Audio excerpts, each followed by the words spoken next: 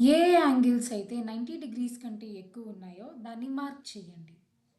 Seventh question, find the measure of missing angle.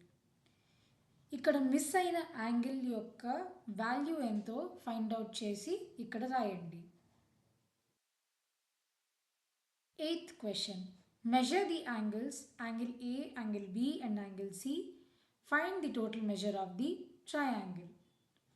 Me protractor use చేసి ఈ యాంగిల్స్ని measure చేయాలి.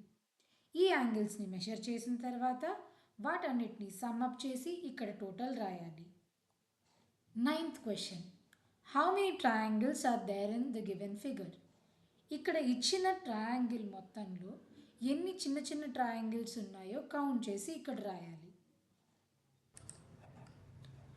10th question, tick the group of angles mentioned below that can form a triangle.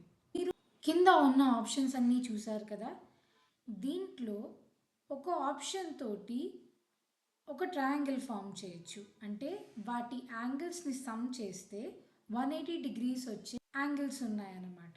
అదేంటో కనుక్కొని tick చేయాలి. 11th question, draw right angle triangle, one acute angle is 30 degrees. ఒక right angle triangle draw చేసి అందులో ఒక acute angle మటుకు 30 degrees పెట్టాలి. 12th question, match the shape with the object. కింద ఇచ్చిన షేప్ని చూసారు కదా, అదేవిధంగా ఇక్కడున్న ఆబ్జెక్ట్స్లో ఈ షేప్కి మ్యాచ్ అయ్యే షేప్ని మ్యాచ్ చేయండి.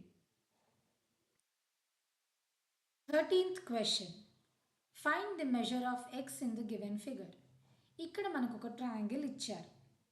ఈ ట్రయాంగిల్లో మనకి A angle, B angle, C outer angle ఇచ్చారు. దీంతో మనం ఈ ఎక్స్ వాల్యూ ఫైండ్ అవుట్ చేయాలి. ఒక హింట్ ఏంటంటే, when we take a straight line అంటే బీసీడి స్ట్రేట్ లైన్ కనుక మనం తీసుకుంటే దీని యాంగిల్ టోటల్గా 180 డిగ్రీస్ ఉంటుంది.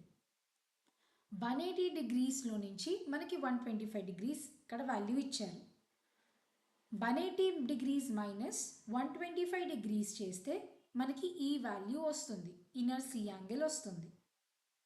దాన్ని యూజ్ చేసుకుని సమ్ ఆఫ్ ది ట్రయాంగిల్ అంటే 180 డిగ్రీస్ యూజ్ చేస్తే ఏబిసి యొక్క టోటల్ యాంగిల్ 180 డిగ్రీస్ ఉంటుంది. దాన్ని యూజ్ చేసి మీరు ఎక్స్ వాల్యూ ఫైండ్ అవుట్ చేయొచ్చు. 14th question, circle the figure that is odd in the group.